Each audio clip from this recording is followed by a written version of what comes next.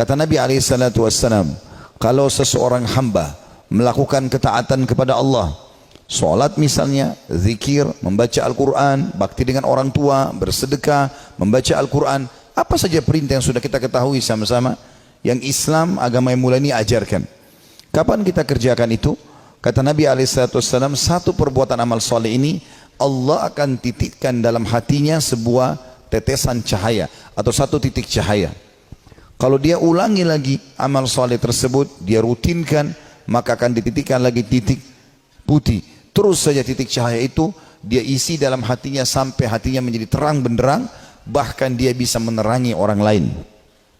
Sebaliknya, dan ini saksi bahasan kita, kalau seorang hamba melakukan maksiat kecil ataupun besar, maka Allah titikkan dalam hatinya titik warna hitam. Kalau dia mengulangi lagi, titik hitam lagi. Kalau dia mengulangi lagi, titik hitam lagi, sampai hatinya menjadi hitam kelam dan bahkan bisa lebih keras daripada batu, sebagaimana Allah sebutkan dalam Al-Baqarah, au asyaddu qaswah, atau lebih keras daripada batu itu. Dan pada saat itu semua jenis peringatan tidak akan berpengaruh pada dia. Mau orang meninggal di sebelahnya, mau orang terjadi longsor, banjir, terjadi bencana alam, tidak ada sesuatu menyentuh hatinya, tidak membuat dia ketakutan dalam masalah-masalah tersebut. Dan pada saat itu tidak akan ada manfaat lagi hidupnya.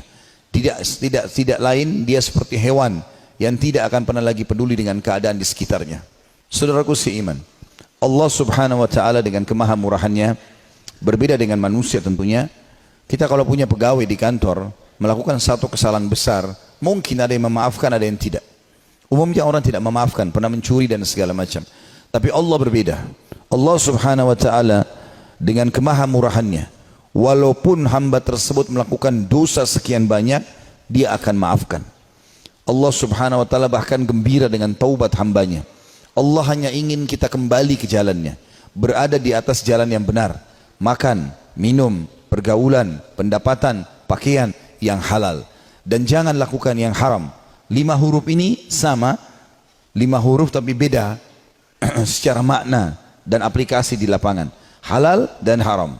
Dan sudah sering saya sampaikan dalam banyak pengajian-pengajian saya, kalau yang haram itu jauh lebih sedikit dari yang halal, halal itu jauh lebih banyak. Jadi tidak ada alasan kita untuk terjerumus pada perbuatan yang haram ini.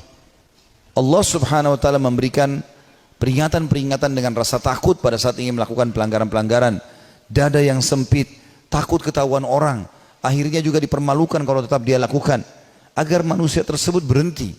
Bahkan ulama mengatakan kalau ada pencuri yang mencuri kemudian ditangkap dan digebukin, dipukul oleh orang-orang, itu bentuk kasih sayang Allah.